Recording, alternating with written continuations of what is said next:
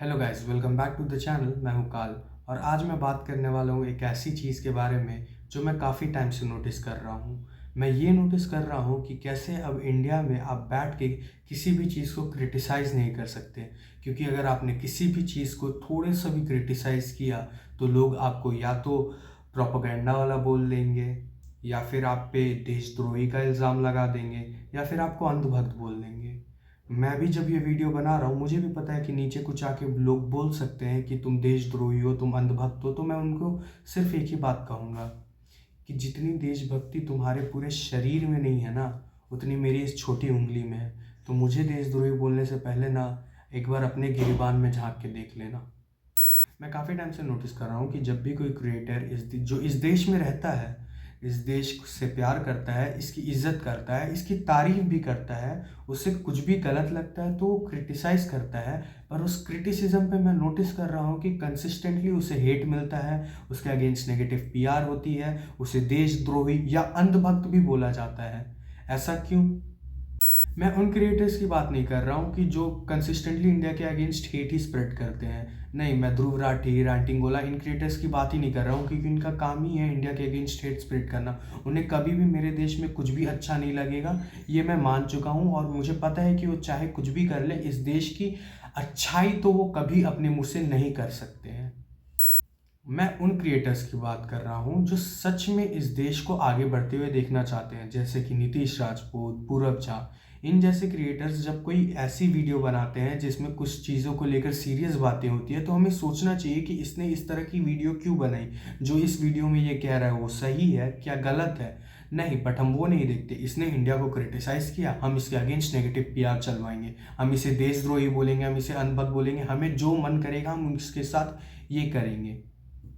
जी हाँ, मैं उसी वीडियो के बारे में बात कर रहा हूँ जिसमें पूरब झा ने हमें सच से एक्सपोज किया है। उसने ये बताया है एक सटायर तरीके में कि किस तरह से हम अपनी नज़रें फेर के जो चीज़ें हमें पसंद नहीं आती उसे इग्नोर कर देते हैं, और सिर्फ इस चीज़ पे फोकस करते हैं कि हम कब फोर्थ लार्जेस्ट इकोनॉमी बन गए, हम किस फील्ड में आगे जा रहे हैं। बट ये नहीं देख रहे कि कौन सी चीज़ें हैं जो हमें पीछे खींच रही हैं, जो हमें 100 साल पीछे ले जा रही हैं, हमें 1000 साल पीछे ले जा रही हैं। और इस चीज़ के बारे में बातें करना इम्पॉर्टेंट है।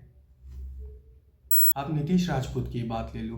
अभी नीतीश राजपूत ने एक वीडियो बनाई जिसमें उसने एक कंपनी को एक्सपोज किया, किस तरह से उस कंपनी ने काफ़ी बच्चों के ड्रीम्स के साथ खेला है, काफ़ी बच्चों के ड्रीम्स के का मजाक बनाया है, काफ़ी बच्चों के ड्रीम्स को पैरों तले कुचल के रख दिया है। लेकिन जैसे ही वो वीडियो और लोगों तक जाने लगी, उस कंपनी ने क्या किया, नीतीश राजपूत के अगेंस्ट डेफेमेशन का केस ठोक दिया। और जब भी इस तरह की चीज़ें होती है तो हमें ये पता चलता है कि इस देश में कहीं ना कहीं फ्री स्पीच ख़त्म होती जा रही है, और ख़त्म होती जा रही है नहीं, ख़त्म हो गई है। क्योंकि आज कोई भी बंदा कुछ भी सच बोलने की कोशिश करता है, चाहे वो उसका ही सच क्यों ना हो, चाहे वो सबके लिए झूठ क्यों ना हो, उसका हक बनता है वो बोलने का। पर वो बोल नहीं सकता है क्योंकि उस पर कभी भी केस हो सकता है, वो कभी भी जेल के अंदर जा सकते हैं। और इस डर से अब कोई भी आदमी आगे आना नहीं चाहता है सच बोलने के लिए। इसलिए मैं सोचता हूँ कि मीडिया वाले भी सच नहीं बोलते। मुझे लगता है उन्हें भी डर है, या तो डर है या तो उन्हें भी पैसे मिल जाते हैं। जब तक ऐसा टाइम चलेगा तब तक आप ये भी नोटिस करोगे कि अब धीरे धीरे जो क्रिएटर्स पहले ज़्यादा अपने आप को प्रेजेंट करते थे, जो ज़्यादातर ट्राई करते थे लोगों तक सच पहुँचे, उनकी मात्रा घटती जा रही है। वो धीरे धीरे इस चीज़ से निकल रहे हैं, क्योंकि उन्हें पता है कि अगर वो इस चीज़ में डूबे रहे तो कभी ना कभी एक ऐसा टाइम आएगा जब उन्हें भी जेल फेस करना पड़ सकता है, उनकी फैमिली को भी खतरा हो सकता है। और इस तरह की मेंटालिटी जब किसी इंसान के अंदर आ जाती है तो वो डर के मारे इन सब चीज़ों से हटता ही है। और वो भी गलत नहीं करते इन चीज़ों से हट के, उनका भी सही है ये करना। मैं तो चैलेंज करता हूँ, आप जाके पूरब झा की वीडियो देखो और आप एक चीज़ बता दो जो उसने उस वीडियो में गलत बताई है। आप पूरब झा के पुराने गड़े मुर्दे उखाड़ के ला रहे हो, जिसमें आप ये कह रहे हो कि उसने इंडिया का फ्लैग गलत दिखाया। उसने उस चीज़ के लिए काफ़ी पहले ही ये चीज़ें बता दी थी कि वो एडिटिंग मिस्टेक, और होती है एडिटिंग मिस्टेक, मैंने भी वीडियोज़ में की है एडिटिंग मिस्टेक्स। तो एडिटिंग मिस्टेक कोई नई चीज़ नहीं है, उससे हो गई, उसने माफ़ी भी मांगी है उस चीज़ की। बट लोग उसी चीज़ को बार बार बढ़ावा दे रहे हैं, जिससे पूरब झा की जो मेन मुद्दा है, जो मेन चीज़ पे वो बात करना चाह रहा था, वो किसी तरीके से इग्नोर हो जाए, वो किसी तरीके से लोग उसके बारे में भूल जाए। मैं आपको बोलता हूँ, आप जाओ पूरब झा की पूरी वीडियो देखो, उस वीडियो को देखो, आपको तब समझ में आएगा कि उसने उस वीडियो में कुछ भी ऐसी बात नहीं की जो गलत है। उसने सिर्फ सच को हमारे सामने ला के रखा है। उसने बोला है कि हाँ भाई, ऐसी चीज़ें हमारे देश में हो रही हैं और आपको भी पता है कि हो रही है, आप बस नज़रें फेर रहे हो। जब कड़वी लगती है कोई बात तो वो सच ही होती है। झूठ कभी कड़वा नहीं होता है, सच कड़वा होता है। काफ़ी लोग उस वीडियो को गलत नहीं बोलेंगे, काफ़ी लोगों के लिए तो वीडियो अनकंफर्टेबल होगी, बिकॉज वो ट्रुथ है और truth is suppose to be uncomfortable. अगर सच अनकंफर्टेबल नहीं कर रहा आपको तो वो सच नहीं है। और ऐसी काफ़ी क्रिएटर्स हैं, मैं भी उनमें से एक ही हूँ जो मैं मानता हूँ कि मैं अपने देश से काफ़ी ज़्यादा प्यार करता हूँ। मुझे पता है इस देश में मुझे क्या चीज़ें अच्छी हैं, क्या चीज़ें गलत है, और काफ़ी चीज़ें हैं जो बहुत ज़्यादा गलत हैं। बट मैं जब उन चीज़ों को पॉइंट आउट करता हूँ तो मैं ये सोच के पॉइंट आउट करता हूँ कि लोग इसे सुनेंगे और लोग शायद सोचेंगे। मैं ये नहीं सोचता हूँ कि वो फिर हम मेरे अगेंस्ट नेगेटिव पीआर चालू कर देंगे, मुझे हेट कमेंट स्प्रेड करेंगे। मैं नहीं चाहता हूँ वो चीज़ें, बट मेरा काम है कि मैं पॉइंट आउट करूँ। जब ऐसी चीज़ें होती है कि हमारे अगेंस्ट नेगेटिव पीआर आता है तो हमें एक चीज़ पता चलती है कि हम ये चीज़ करके अपने ही खिलाफ कुछ ना कुछ करवा रहे हैं, तो हम उस चीज़ में क्यों कूदे। और फिर यही होता है कि हम जैसे जो क्रिएटर्स होते हैं वो वीडियो बनाना बंद कर देते हैं। आपको ये चाहिए तो आप बता दो। बहुत सारे क्रिएटर्स हैं वीडियो बनाना बंद कर देंगे, मैं नहीं करूँगा क्योंकि मुझे तो पैसे चाहिए। And I am damn proud कि हम 4th लार्जेस्ट इकोनॉमी है। बट कभी किसी ने जाके ये चेक किया कि वुमेन सेफ्टी में हम कहाँ रैंक करते हैं? नहीं। आई एम डैम प्राउड कि हम मिलिट्री में और डिफेंस में इतने आगे हैं, इतने एडवांस्ड हैं। बट किसी ने जाके ये चेक किया कि कैसे इस देश का मिडिल क्लास मर रहा है।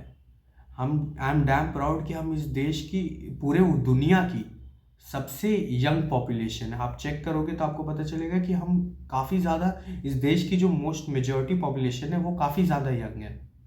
बट किसी ने जाके ये चेक नहीं किया होगा कि क्यों इस देश में यूथ सुसाइड सबसे ज़्यादा बढ़ रहा है और सबसे तेज़ी से बढ़ रहा है।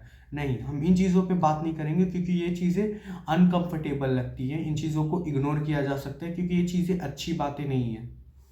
जब मैं बोलता हूँ कि इस देश में काफ़ी ज़्यादा चीज़ें ख़राब है तो मैं मीन करता हूँ उस चीज़ को। आपने वो वीरदास की वीडियो देखी होगी जिसमें वो बात करता है कि आई कम फ्रॉम 2 इंडियाज़।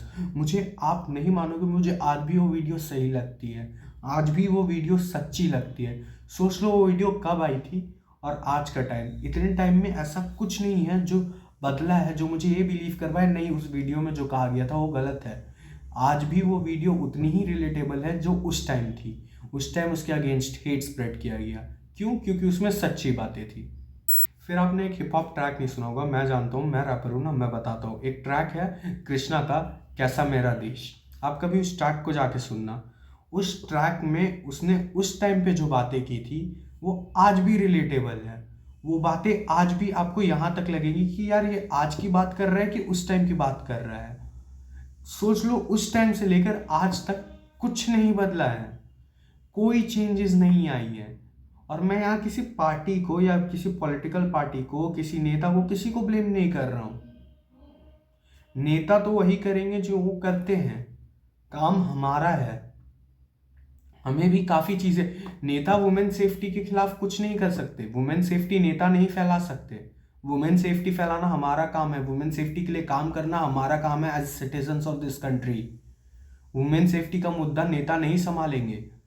अगर कोई औरत सेफ फील नहीं कर रही है तो उसमें गलती आदमी की है, नेता की नहीं है। फिर जब हम करप्शन की बात करते हैं तो करप्शन में भी हमारा ही हाथ है। जब पुलिस से पकड़े जाते हैं तो कितने रुपए में छूटेंगे वो हम भी देखते हैं। हम भी ट्राई करते हैं कि कम से कम रुपए में काम हो जाए। हम उसके लिए कुछ भी करते हैं, हम भी साइड साइड में नोट दे देते हैं। तो उस करप्शन का हिस्सा हम भी हैं। अपना काम निकलवाने के लिए हम भी करप्शन का यूज़ करते हैं, लेकिन बाद में हम हाथ धो लेते हैं, नहीं नहीं भाई करप्ट तो नेता है, मुझे क्या फ़र्क पड़ता है। नेता ने देश खराब किया है। देश खराब इस देश में रहने वाले हर एक उस इंसान ने किया है जो कोई भी गलत चीज़ करता है या फिर जो उस गलत चीज़ को होते हुए देखता है। तो एंड में मैं फिर से वही बोलूँगा, रिसर्च करो, सच के बारे में पता करो, बस बहती गंगा में हाथ मत धो। आपको जो बातें नहीं पता उस चीज़ के बारे में पता करो। अगर आप नहीं चाहते पता करना तो उस चीज़ के बारे में आप ओपिनियन भी फॉर्म मत करो। आपने किसी को सुबह कहते हुए सुन लिया कि यार ये आदमी देशद्रोही है, तो वो देशद्रोही क्यों है पहले उस बारे में पता करो। उसे क्यों बोला जा रहा है कि वो देशद्रोही है। अगर फिर आपको लगता है कि हाँ भाई वो आदमी गलत है, तो फिर उसके अगेंस्ट आपको कुछ बोलना है तो बोलो। बट अगर आपको नहीं पता है तो आप कैसे कैसे किसी के कहने पे अपने ओपिनियन फॉर्म कर सकते हो। अगर आपको ये वीडियो पसंद आया तो लाइक करो, शेयर करो, कमेंट करो, subscribe to the channel and hit the bell icon. इतना ही बोलो।